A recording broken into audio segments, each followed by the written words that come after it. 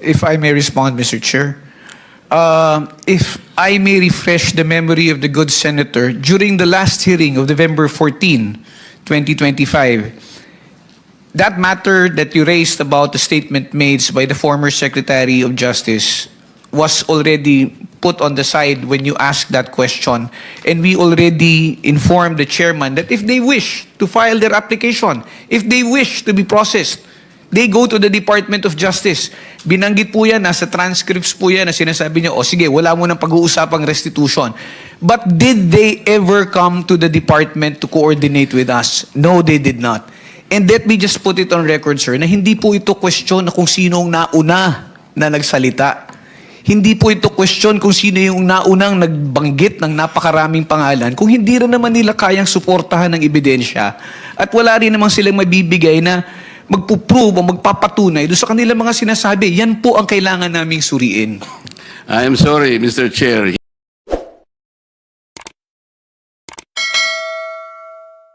I am happy that the chairman already encouraged the DOJ na kunin nyo na yung nakadetain sa Senate. Marami pa raw kaming nakadetain dito para lumugluwag yung aming detention area. Yung ba yung tawag natin, boss? Senate Airbnb ata ang tawag natin dun eh. O para lumuwag-luwag naman yun, sabi ng DOJ, opo, kukunin namin. Talaga, kukunin nyo? Yes, Mr. Chair. Thank you. Sabi pa nga ng chairman natin, narinig ko kanina, Mr. Diskaya, kayo lahat na makipag-usap na kayo, baka sakaling mag-qualify kayo sa Witness Protection Program. Tama naman yun. Ang problema, Prosecutor Padulyon, ini-insist mo kasi yung restitution kaya tayo nagkakaroon ng problema. Will you still insist on that? Sir, we never mentioned that restitution is a condition. Paulit-ulit po namin sinasabi yon, Mr. Chair, na hindi po siya kondisyon para ang isang tao ay matanggap o makonsidera bilang isang witness under the Witness Protection Tapos Program. na tayo dyan. Tapos na tayo dyan. Kaya nga po, sinasagot ko po kayo na hindi ko po namin sinasabi. Wala po kami sinasabi na restitution is a condition. So I'm not insisting on it, sir. Hindi mo sinasabi ngayon, but when you were talking about a memorandum, yun ang sinasabi mo, there, pwede naming ilagay yung restitution because it is a matter of good public policy. Ano namang klaseng, kaya nga nahihirapan sila eh. Yung Diskaya, to my mind, were the first to apply under the Witness Protection Program. Ang problema, ang sabi ng then Secretary of Justice, now Ombudsman, hindi naman basta-basta ganun. Kinakailangan isaulin ninyo yung ininakaw niyo. Ang problema po doon, kung wala namang korte pa pong nagsasabi kung talagang sila ay nagnakaw o nakapagnakaw, sino pong magkukwenta nun? Tapos ano yung in-explain ninyo under a certain paragraph of the law, merong memorandum na kung saan magkukomply sila doon, doon yung pinipilit yung restitution. And I think some of the potential witnesses that can be processed under that program, nagsipagbigay na ng kung ano-ano eh. Is that true? Only those who have been admitted into the program actually returned or made the restitution, sir. Why did they do that? They did that because it was their own initiative, or you required them to do that? It was an agreement between the Department of Justice through the Secretary of Justice, sir, and the witness applicant po. That is the problem. The agreement is based not on the provision of the WPP. Sabi ko nga, kung sinasabi ng WPP, it cannot be a condition. Kahit nasa memorandum, huwag mo ipipilit. Hindi po pwede yun eh. Kaya sinabi ko sa iyo earlier, and I think I should tell it again to you, sabi nating mga abogado, the spring cannot rise higher than its source. The law itself is the source. Ang spring, yung memorandum mo. Pinipilit mong ilagay sa memorandum yung restitution eh. O kaya merong ako nababalitaan, parang meron ng gustong umatras. Magkano ibibigay? At kanino ibibigay? Sino mag-a-account nun? Sino nagsabi nun na kung mangongolekta kayo sa DOJ? Di ba abuse of discretion yun, Mr. Padulyon? No, it is not, sir. What is it? It is not abuse of discretion. What The is parties, if I may be allowed to answer, Yes, sir. what is it? Yes, sir. if the parties both agree to the terms and conditions contained in the memorandum of But you agreement, cannot there is no impose an abuse. agreement. If you cannot impose an agreement which is not required by the law, especially if you will put restitution there, how can you do that? Mr. Chairman, sir, yung restitution po, yung memorandum of agreement is a product of an agreement between both the Secretary of Justice, representing the DOJ and the WPP, and the witness applicant. Wala pong abuse doon kung pareho po sila nagkasundo. Paulit-ulit na po namin sinasabi na eto tayo, naghahanap tayo, naghahabol tayo doon sa mga taong nangurakot, tapos itong mga tao na umamin at handang magsoli, ayaw nating tanggapin yung kanilang sinusoli. Ano ho ang nakikitang mali doon? Para po sa amin, para ho maibsan kahit papano yung sakit at pagdurusa ng ating mga kababayan na nakikita nila na napakalaking pera ang nawala. Ano ho ba yung maibalik natin yung kaunti? And Yeah. remember, Mr. Chair, if I may... Do not preach to the choir. No, I'm not preaching, Sandali lang. Ang pinag-uusapan natin, these people are supposed to be potential witnesses for the state. Kailangan tulungan natin ang Estado para ma-prosecute kung sino-sino ang dapat managot. Kaya nga natin sila ilalagda. Mahirap ang gagawin nila. Malalagay sa alangin ang buhay nila. Kaya nga yung witness protection is for them.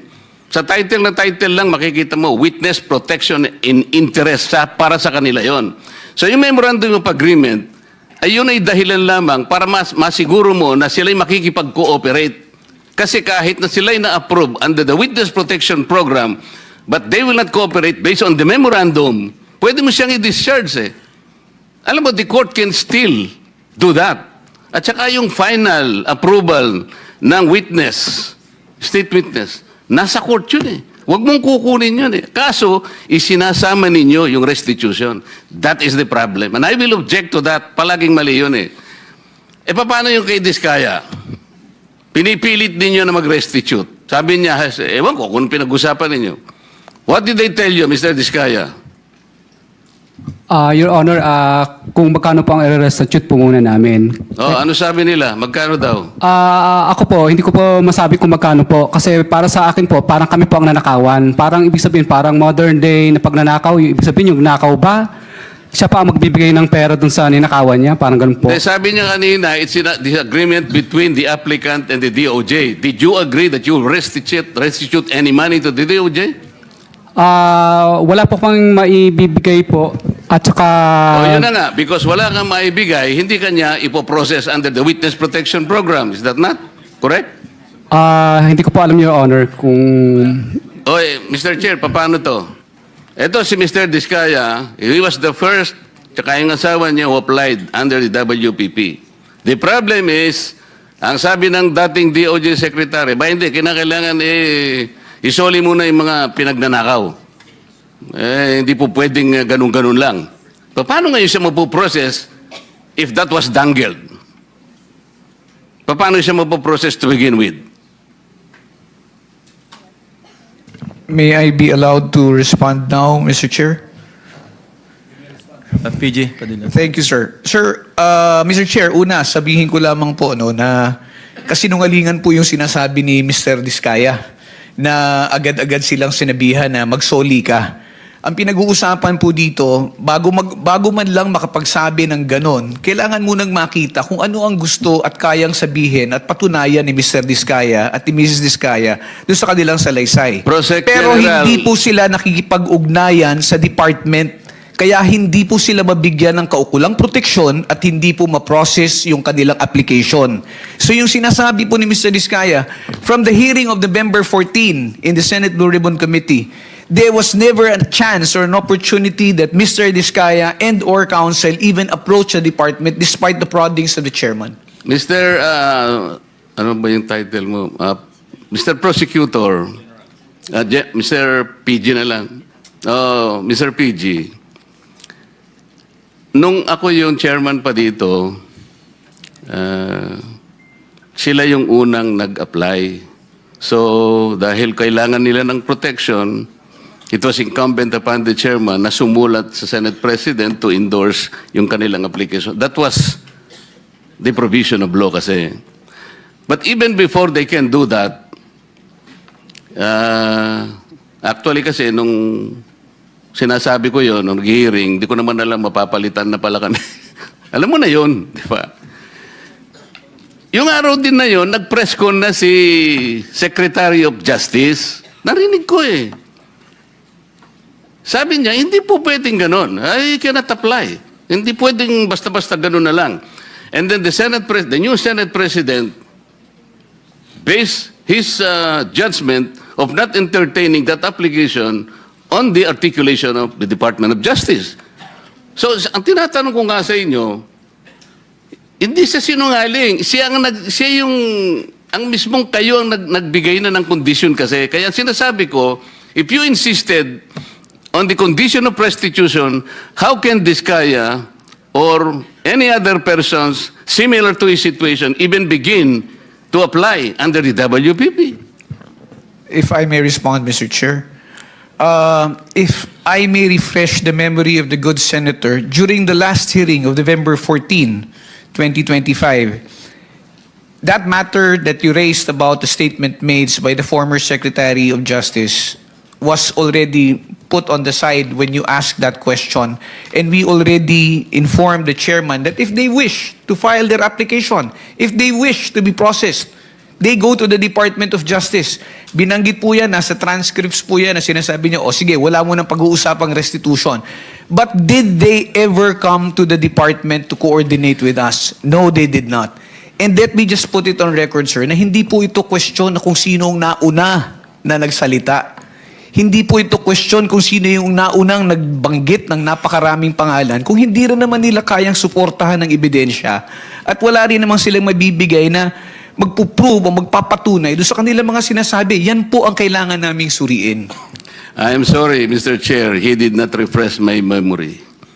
Pinupulyot mo yung memory ko eh. Hindi siya nagpunta rito na sabihin niya na, okay, pumunta ka sa DOJ, huwag na muna nating pag-usapan ng restitution. Walang ganon. Nagpunta nga siya rito dito si DOJ Secretary din eh. O sabi ko, Boying, okay na ba yun? Papupunta. O di wala nang ano ha? Wala nang restitution na. Basta papuntahin mo silang mag-asawa doon. Hindi ba nagpunta ka, Mr. Diskaya? Yung kinabukasan nung magkita kayo rito? Mr. Diskaya, you may respond, but unfortunately, your time is up. Your Honor, nung ano po, Your Honor, hindi po kami... yes po, Your Honor. Yeah, Sige. proceed. Kasi tapos na yung time ni Go. Senator Marcoleta. Yes po, Your Honor. Opo. Hindi nga, ipaliwanag mo. Bali po, Your Honor, kasi po, di pa po nagsalita po yung misis ko na Hindi nga, ganito. Wala na akong time eh. Pinapunta ka niya ron. Kasi nandito eh, nag-uusap kayo eh. O, kayong dalawang mag-asawa, punta kayo ron ng alas 9. Pumunta kayo. Sinabi ba niya wala ng restitution? Nung una po, wala pong sinabing may restitution, pero nung sumunod po, yung panghuli po naming usapan po is may restitution, magkano daw po ang restitute namin. Tapos kakasuhan din po daw kami at hindi didiinan. Pero gusto ko po, Your Honor, na hindi na po muna magsalita ng dire-diretso kasi po yung huli po yung misis ko na nagsalita siya na hindi daw po kami kasama sa WPP. Yung natatandaan ko po yung huling hearing po dito ay nakulong po yung misis ko sa Davao. Samantalang meron naman po nag-exist na project. Kaya natatakot po ako, Your Honor, na baka pag nagsalita na rin po ako, baka po sa susunod po ako naman po ang makulong. Kaya hindi na po ako magsasalita. Salamat po, Mr. Chair. Thank you. Mr. Chair, point of order before the next Yes, speaker. Senator Risa. Salamat, You Mr. are Chair.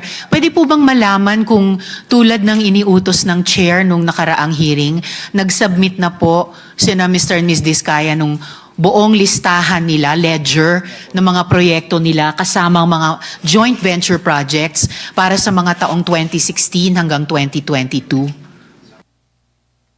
Your Honor, nung nakalabas po ako, Your Honor, nung nakaraan po, ay hindi po kami pinapasok halos ng mga taga City Hall. Kasi po yung mga taga City Hall po, pinasarado po nila yung office namin. Kasi po, nirevoke po nila yung business permit po namin dahil sa kakulangan po ng occupancy permit. So, nakiusap po kami sa City Hall na sana po papasukin po yung mga taga Senate Sergeant at Arms at ayaw po nila papasukin. At Ngayon po, wala na po kaming empleyado. Lahat po sila ay iniwan na po kami o yung iba po ay separated na po kasi sarado na po yung kumpanya namin. Ganun din po yung mga nangungupahan sa office po namin na building na pinuupahan ay wala na rin po sila doon. Kanya-kanya na po sila ng sara. Mr. Chair, diretso lang po yung tanong ko pero hindi diretso yung sagot. Parang kanina, lahat po tayo physically naghitla dun sa sinabi ni Mr. Diskaya na parang sila pa yung nanakawan. I would like to request the good chair to please reiterate yung utos ng komite kina Mr. Diskaya. I-submit yung ledger na sinabi ni Ms. Diskaya noon, meron sila ng mga proyekto pati joint venture projects mula 2016 hanggang 2022. Huwag po nilang sisisihin ang City Hall. Hindi po yan kasalanan ng City Hall dahil subject yan ng utos ng Blue Ribbon Committee. Mr. Chair. Sabi rin po ng ating secretariat sa komite, nag-follow up po sila kina Mr. Diskaya last week. Pero hanggang ngayon po, 3:44 na po ng hapon. Almost 3 hours mula nung nagsimula tayo, hindi pa rin sila sumusunod sa utos ng Blue Ribbon, Mr. Chair. Your Honor, makikiusap po sana ako na baka para mas kumpleto po yung project list po na makuha ninyo, baka po pwedeng isubpoena na lang po ang DPWS kasi may copy naman po sila kasi wala na po kami talagang mga empleyado na mag-aasikaso. Ako po nakakulong sa Senate po, yung misis ko naman nakakulong sa Davao. Mr. So wala po kami mautusan, Your Honor. Mr. Chair, I will submit to the wisdom of the chair kung ano po yung pinakamabisang paraan. Ang hinahanap ko lang pong outcome ay mabigay ng mga ni na Mr. at Ms. Diskaya yung ledger nila na sinabi ni Ms. Diskaya mayroon sila nung mga joint venture and other projects nila mula 2016 hanggang 2022. Ewan ko ba, Mr. Chair, binabato pa nila sa DPWH yung responsibilidad sumunod sa utos ng Blue Ribbon, Mr. Chair. Thank you, Senator Risa. We'll try to resolve that issue. Thank you, Mr. Chair. Senator JB Ejercito is recognized. Just a quick manifestation, Mr. President, with the permission of Senator. Yes, go ahead. Well, Mr. President, ako hindi nagtataka bakit hindi tinatanggap sa Witness Protection Program itong mga Diskaya. Dito lang sa Senado, hindi na kayo nagko-cooperate eh. Ito'y patunay na mukhang hindi kayo qualified maging witness. Kung sa Senado, hindi kayo nagko-cooperate, bakit kayo bibigyan ng puwang ng mga taga-WPP? For the record, Mr. President.